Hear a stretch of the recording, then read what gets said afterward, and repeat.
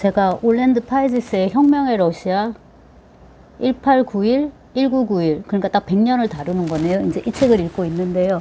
그러니까 먼저 시작했던 책은 H. 카가 쓴 그 혁명기에 집중된 연구서였고요. 이제 그거를 다 보고 나서 올랜드 파이지스는 이제 그보다 훨씬 더 우리 세대 쪽에 가까운 인물이니까 그야말로 이제 역사를 기록하는 거죠. 그죠? 카보다는 더. 그리고 이제 100년을 이렇게 아우르는 이제 책인데요. 요거를 한 지금 요 정도, 아직 반은 안 됐네요. 그냥 조금씩 한 챕터씩 정도만 읽고 있는데 8장이 레닌, 트로츠키, 스탈린입니다. 레닌, 트로츠키, 스탈린. 그 삼총사 얘기를 말하자면 이제 다루고 있는데 부제는 혁명의 결정적 얼굴입니다. 레닌, 트로츠키, 스탈린이니까 레닌이 죽고 혹은 죽음에 즈음하여 트로츠키를 스탈린이 이제 작사를 내고 정권을 잡는 그 과정을 다루겠다 하는 거를 이제 제목을 보면서 알 수 있는데요. 제가 엊그제 테넷을 봐가지고 다들 뭐 많은 관객들이 진짜 좋아하는 문장인 것 같은데 일어나는 일은 일어나게 돼 있다. 일어날 일은 일어나게 돼 있다. 영어를 보니까 what happened여서 일어난 일은 일어났다던데 이제 우리말로는 일어날 일은 일어나게 돼 있다. 일어날 일은 일어난다. 더 간단하게 일어날 일은 일어난다로 이제 보는 게 그 우리말 맛이 있죠. 그죠? 그렇고 이제 그것이 뭐지? 내가 운명론에 굴복하는 게 아니라 그러니까 모든 것이 운명 예정설 다 정해져 있는 거예요. 또 환경 결정론 그것들이 바깥의 것들이 다 알아서 결정하는 거예요. 그럼 나는 이제 할 게 없는 거잖아요. 근데 그런 무기력한 운명 그 결정론, 환경 결정론을 보여주는 게 아니라 삶을 우리가 그냥 이렇게 수동적으로 피동적으로 방관하지 않겠다라는 그러니까 하는 것의 변명이 아니라 그러지 않겠다는 어떻게 보면 이제 의지의 표현인 거죠. 그래서 이 운명과 fate, 운명과 그다음에 이제 인간의 자유 의지의 대결을 이제 다른 과학 SF로 사이언스 픽션 그러니까 과학 영화인 거잖아요. SF 영화인 거잖아요. 이제 그걸로 푸는 건데 또 시간 영화이기도 하고 다시 우리가 과거로 돌아가 가지고 바꿀 수 있다면 이제 이런 거 생각을 하는데 그거와 관련해서 이제 역사가 제일 흥미로울 것 같고요. 사실 이제 말이 안 되는 얘기잖아요. 옛날에 터미네이터 볼 때 그 소년이 우리 아빠는 아직까지 태어나지도 않았다고. 근데 그 아빠가 미래에서 그 과거로 가가지고 엄마랑 관계를 가져가지고 나를 낳은 거라고 얘기하는데 저 테넷을 볼 때 딱 그 생각이 들었거든요. 미래에서 파견된 누군가 쭉쭉쭉쭉쭉. 근데 아무튼 가가지고 우리가 과거를 바꿀 수는 없는 거예요. 한번 일어난 거는 그냥 일어난 일인 거예요. 하지만 이제 그 밖에 어떤 것들을 할 수가 있는데 그 다음에 이제 그 이미 일어난 일을 바꾸지 못하더라도 그것이 비극은 아니다. 이 말을 어디서 봤죠? 테드창의 상인과 연금술사의 문에서 비싼 주제를 다루었던 것 같은데 역사를 볼 때마다 이제 그 생각을 항상 하게 되고요. 테넷은 인셉션이나 지금 제가 다 다시 보고 있습니다. 보면 뭔가 좀 더 다른 얘기를 좀 더 체계적으로 얘기를 할 수 있기를 바라고. 자, 그럼 이제 역사는 항상 이제 우리가 뭐뭐라면 하고 또 가정을 하게 되는데요. 이 레닌, 트로츠키, 스탈린 세 명을 놓고 보면 어쨌거나 이제 스탈린이 승자였기 때문에 그 다음에 이제 스탈린이 뒤에 못된 짓을 너무 많이 했기 때문에 만약에 스탈린이 아니라 그때 트로츠키가 정권을 잡았으면 어떨까라는 추정을 다들 해봐요. 그런 가정을 해보는데요. 여러분 있죠. 가해자가 잘못한 건 맞는데 가해자가 잘못했다고 해서 피해자가 항상 선한 건 아니잖아요. 피해자는 피해를 입었을 뿐이에요. 그 사람이 선할 수도 있고 아닐 수도 있는 거예요. 근데 우리가 밖에서 볼 때는 가해자는 당연히 악하죠. 악하니까 당연히 피해자는 선일 거라고 생각하는 그런 막연한 어떤 본능 같은 게 있는 것 같아요. 또 좀 더 속된 얘기를 하자면 진짜 속된 얘기인데 뭐야 저기는 능력만 보고 뽑았나 봐 이렇게 말할 때요. 예컨대 뭐 스튜어디스다 이러면 진짜 저긴 다 능력만 보고 뽑았나 봐. 스튜어디스들이 다 늙었고 예쁘지도 않아. 러시아 여자들 예쁘다는데 여기에 이제 전제된 거는 예쁘지 않은 애들은 능력이 뛰어날 거다라는 어떤 전제인 거예요. 혹은 이제 반대도 가능하고요. 예쁘니까 능력은 별로 없을 거야 라든가. 그러니까 그런 이제 속된 지금 제가 예를 들었는데 항상 그렇지는 않단 말이에요. 여기서 비슷하게 트로츠키가 스탈린에 의해서 추방되고 나중에는 이제 암살 당하는 거잖아요. 저기 멕시코에서. 프리다 칼로 집에 살았었는데 그렇기 때문에 이제 우리는 그 트로츠키에 대해서 항상 비운의 영웅이다라는 그런 표상이 있는데 스탈린이 굉장히 악역이잖아요. 시종일관 이제 극악한 캐릭터인데요. 그렇다고 해서 트로츠키가 선한 캐릭터는 아니라는 거죠. 그 부분을 이제 이 책을 읽으면서 좀 꼼꼼하게 읽으면서 새삼 이제 확인을 했고요. 그 다음에 이제 넘사벽인 거는 역시나 레닌은 정말 넘사벽이다라는 이제 생각을 하게 되는데요. 좀 찬찬히 짚어보면 레닌이 1870년에 태어나서 1924년에 죽는데 54년 정도를 이제 살다 간단 말이에요. 근데 이제 레닌이 그전에도 이제 혁명하고 했으니까 좀 어려운 것들이 몸에 그 안 좋은 것들이 있었고, 누구나 다 그렇죠. 두통도 좀 심하고 이랬는데 이제 그게 21년 무렵에 이제 더 심해지는 거예요. 알고 보니까는 이제 그 뇌에 문제가 있었던 거죠. 그리고 이제 발작이 처음 일어나는 게 1922년 5월 25일입니다. 그래서 1차 이제 대발작이 일어나 버리는데요. 그 발작이 일어나고 나서 이렇게 오른쪽으로 이걸 편마비라고 하잖아요. 이쪽을 다 못 쓰게 되고 언어 능력도 이제 상실하는 걸로. 그러다 나중에 조금 돌아오긴 하나 본데 이제 이거는 전무는 과정이었던 것 같고요. 그렇게 되면 이제 레닌에게 가장 큰 문제는 이제 뭔가요?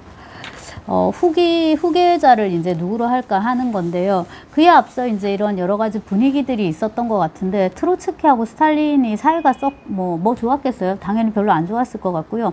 보니까 이거는 스탈린도 문제지만은, 누구야? 트로츠키도 제가 볼 때는 만만치 않은 캐릭터.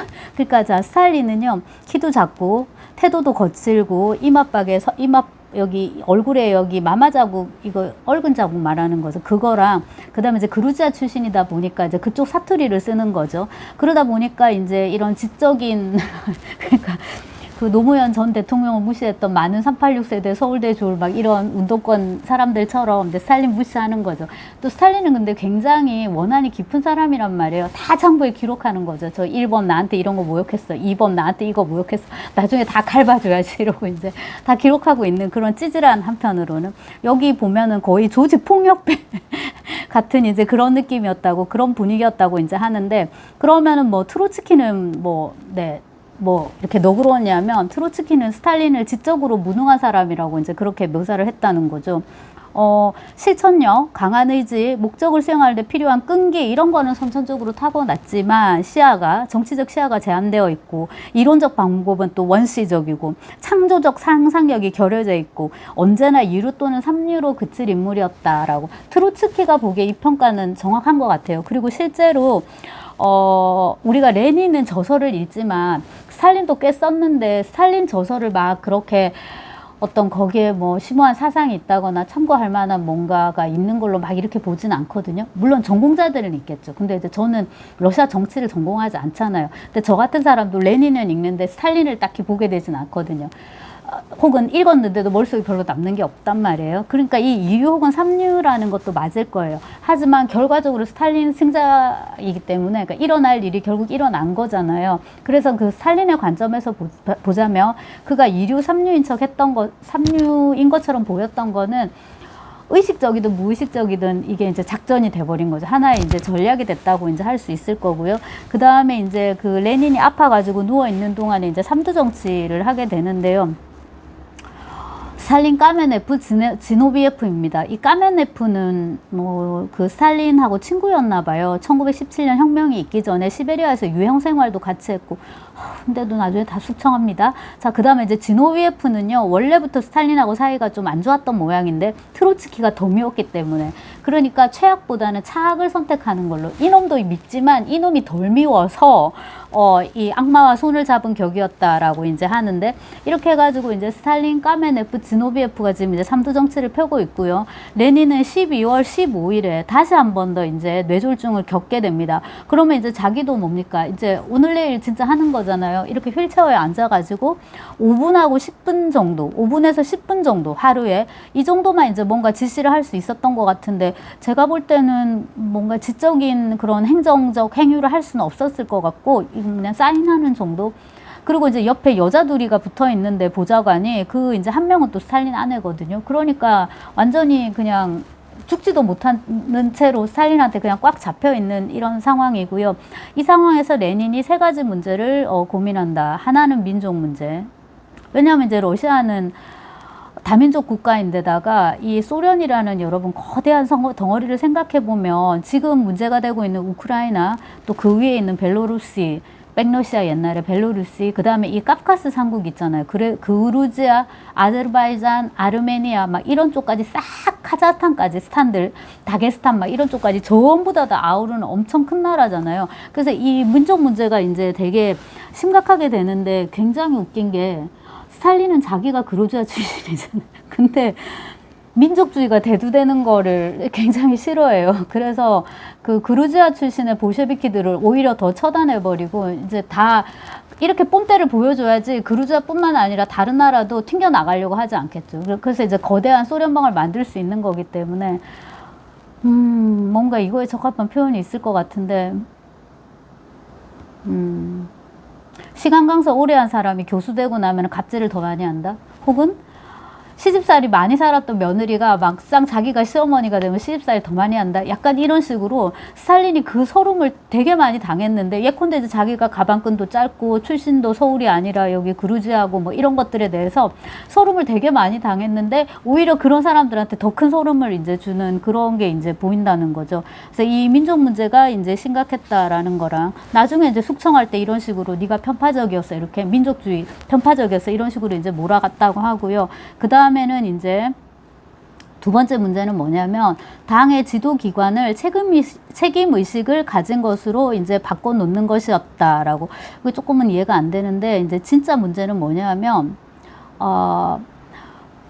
레닌이 이상으로 생각한 사회주의 국가 마르크스 이론에 근거해서 이제 그게 제대로 작동을 하려면요 국민들이 되게 똑똑해야 되는 거예요. 왜냐하면 기본적으로 사회주의라는 거는 자본주의 이후에 오는 시스템이잖아요. 그러면 그거는 자본주의가 고도로 발달했다라는 것이기도 하지만 국민들이 상대적으로 문맹률도 낮고 문명의 요건을 갖춰야 되는데 러시아에서 혁명이 일어났을 때 상황을 보면 러시아는 되게 후진한 봉건적 농업국가였거든요. 그것과 맞물려서 국민들이 문맹률도 되게 높고 무지하고 무식하고 짐승 같고. 근데 제가 이 부분을 읽으면서 어떤 생각을 했냐면 레닌은 정말 러시아를 사랑했고 그 다음에 러시아 민중, 러시아 국민, 러시아 농민들을 있는 그대로의 모습대로 되게 사랑했구나라는 생각을 했어요. 그러니까 이론적으로는 얘들이 되게 도시화되고 뭔가 글도 잘 읽고 똘똘하고 뭐 사고방식도 민주적이고 이래야 되지만 이 경우에서는 사회주의죠. 사회주의에 맞는 인간형이 돼야 되지만 실제로 그렇지가 못한 거예요. 국민들이.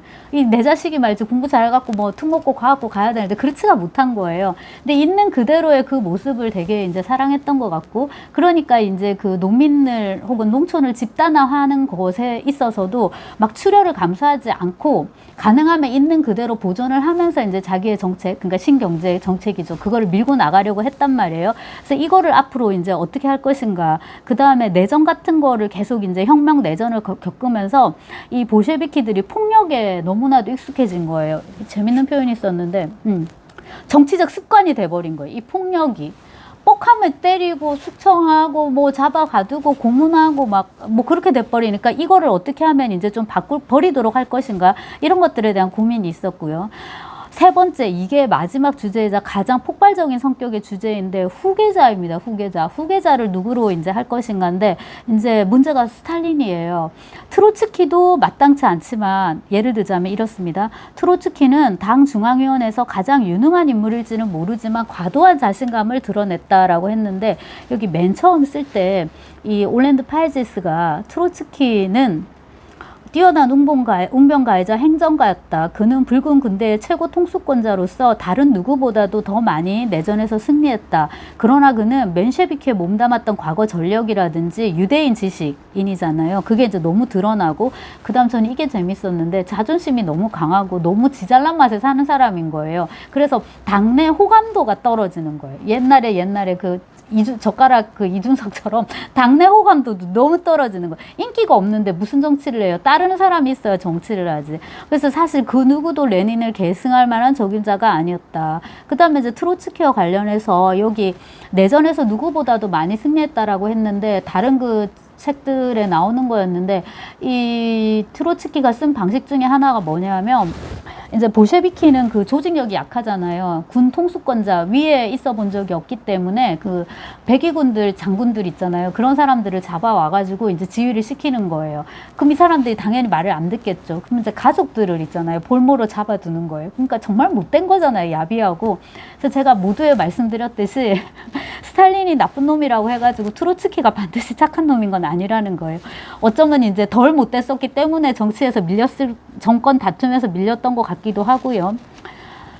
네, 그래서 이제 레닌이 트로츠키는 너무 자신감이 넘친다, 이게 문제다라고 지적을 했고, 그 다음에 이제 스탈린에 대해서는 이 파이제스가 아예 직접 인용을 가지고 오는데, 스탈린은 너무 무례하다. 비록 당원들 사이의 관계에서는 그럭저럭 참아줄 수는 있지만 서기장직에 오르면 도저히 참을 수 없는 존재로 변할 것이다. 이런 이유로 나는 동지들이 스탈린을 그 직위에서 몰아내고 그보다 넓은 아량과 높은 충성심, 예의와 동료들에 대한 배려심을 가지고 있으며 변덕스러움이 덜한 인물로, 그런 다른 인물로 교체하는 방안을 생각해보라고 제안하는 바이다. 보는 눈은 정확했어요. 그러니까 트로츠키와 스탈린을 보는 눈, 그 다음에 이 우려한 것이 실현이 됐잖아요. 서기장직에 올랐고요. 참을 수 없는 인물이 된 거고요. 그 다음에 넓은 아량과 충성심이 전혀 없었고요. 예의도 없었고 동료에 대한 배려심은커녕 다 숙청해버렸고 변덕이 덜하지 않았죠. 엄청 변덕이 있고.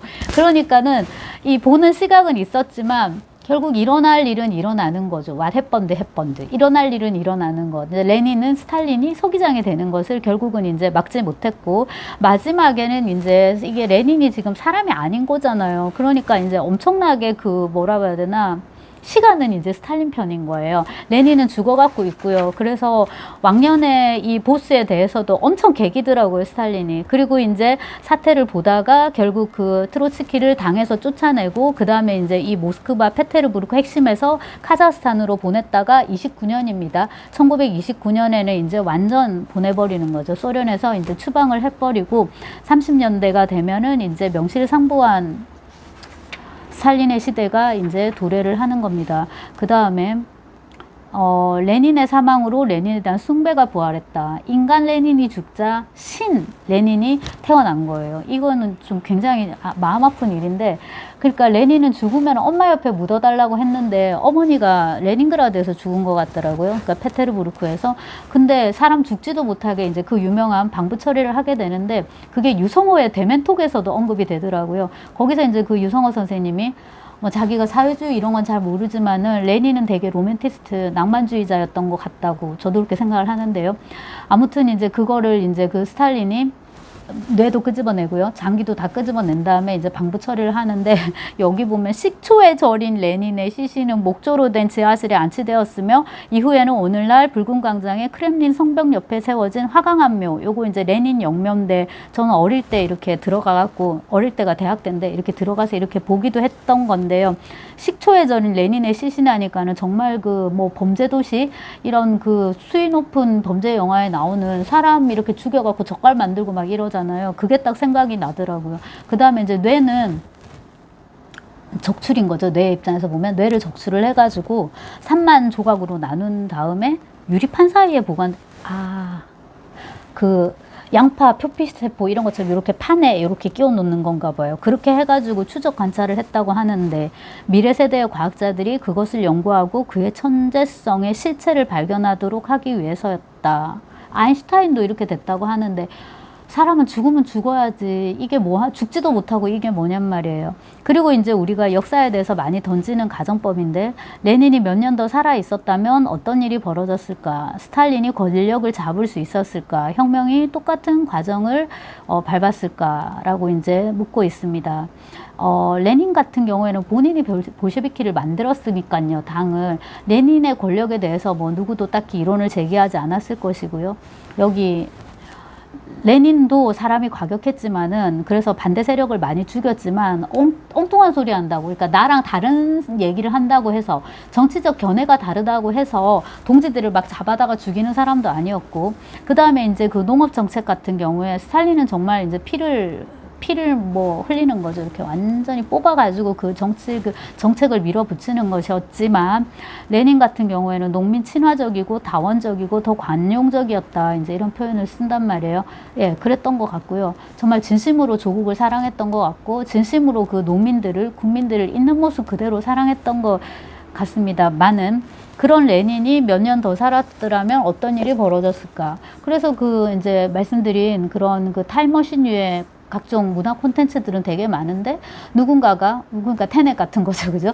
세계 멸망을 막을 수 있는 어떤 집단, 단체 이런 것이 조직이 돼가지고 프로타고니스트, 주도자, 프로타고니스트. 원래 그 프로타고니스트는 희곡이나 이런 데서는 작가의 뜻을 대변하는 뭐 인물 이렇게 이제 제가 수업에는 썼는데 주인공하고 그럼 뭐가 다르냔 말이에요. 그렇게 물을 수도 있는데요. 입장의 측면에 좀 더 초점을 맞춰서 프로타고니스트는 작가의 입장이고요. 안타고니스트는 반대되는 입장을 대변해요. 근데 그 단어를 테넷에서 그 주인공이 쓰더라고요. 나중에 봤는데 덴젤 워싱턴 아들이던데 존 데이빗 워싱턴 그렇더라고요. 그래서 I'm the protagonist. 내가 주도자야. 내가 주도해. 이렇게 말을 하는데 그런 식으로 이제 미래의 어떤 테너 같은 그런 이제 어떤 단체가 만들어지고 주도자를 이렇게 이제 파견을 한단 말이에요. 이 혁명기의 러시아로. 레닌 못 죽게 하는 거예요. 일단은 뇌가 안 터지게 해야죠. 하지만 뇌를 안 터지게 할 수 있는 방법이 글쎄 뭐가 있을까요? 그 다음에 이제 한번 터진 뇌를 아직 죽지는 않았으니까요. 뭐 복구를 한다든가 혹은 1차 발작이 있고 2차 발작까지 일어나지 않도록 할 수 있는 어떤 의료적 조치. 요즘 같으면 아무래도 조금 더 기술력이 있을 테니까요. 뭐 그런 거를 할 수 있을까요? 글쎄 할 수 있다면 바꿀 수 있을까요? 라고 이제 묻는데 이런 류의 많은 콘텐츠들이 일어날 일은 일어나는 것이다. 그러니까 이제 레닌이 그런 식으로 죽고 스탈린이 뭡니까? 그런 식으로 이제 정권을 잡게 되고 그 다음에 이제 30년대부터 1953년까지 스탈린이 죽는 1953년까지 그렇게 이제 그 피비린내 나는 역사가 이어지는 거는 막을 수 없으리라는 거죠. 그렇다고 해서 비극은 아니다라고 이제 하려면은 뭔가 또 더 재미있는 이제 서사가 만들어져야 될 것 같은데요. 그 테넷에서 보통 이제 이런 시간 다루는 영화에서 그런 얘기를 많이 하는데 테넷의 또 특이점 중에 하나는 양자역학하고 거기서 많이 얘기하는 엔트로피인데요. 자, 좀 해볼게요. 이거는요, 이렇게 제가 너무 떨어지게 돼 있어요. 이게 상대적으로 질서가 있는 상태잖아요. 이렇게 떨어지는 게 무질서한 상태예요. 시간의 흐름이죠. 이렇게 있으면 여기서 놓으면 1초 뒤에 떨어지니까요. 그리고 물리법칙으로 설명이 되잖아요. 뉴턴의 물리법칙으로 이건 뭐지? 관성의 법칙인가요? 근데 여기서 이제 엔트로피를 반대로 작용하면 얘가 올라올 거예요. 그러니까 내가 손을 놓고 인버전, 내가 손을 대면 얘가 이렇게 올라와요. 제 손으로 올리면 안 돼요. 얘가 이렇게 올라와요. 그러니까 질서에서 무질서로 가는 게 아니라 무질서에서 질서로 가는 거예요. 그럼 이건 이제 운동법칙에 기반한 건데 역사의 운동법칙이라고 할 수도 있는 거죠. 기반한 건데 그럼 여기서 인간이 할 수 있는 거는 뭐냐? 그 영화 초반에서 손을 내밀어서 잡으려는 의사를 보였잖아요. 여기 이제 우리 자유의지가 들어가는 대목인 거죠. 그래서 아마 이제 이런 걸 한번 상상을 해가지고요. 대체 역사의 어떤 서사 구조를 생각해 볼 수 있을 거예요. 지금 언뜻 떠오르는 거는 쿠엔틴 타란티노의 바스타드인가요? 개 같은이 아니고 거친 녀석들. 그러니까 거기서 만약에 히틀러가 승승장구해서 이렇게 이제 그 히틀러가 이제 그런 식으로 돼가지고 2차 세계대전을 그렇게 하는 게 아니라 반대쪽에서 미국이죠. 파견된 브래드 피트랑 누구랑 하는 사람들의 테러가 이제 성공해가지고 그렇게 다 폭발했더라면 이제 어쨌을까라는 이제 그런 설정인 거잖아요. 이 경우에도 워낙에 이것도 재미있는 세계사에서 흥미로운 장면이기 때문에 한번 이제 그런 서사물을 구성해 볼 수도 있을 것 같고요.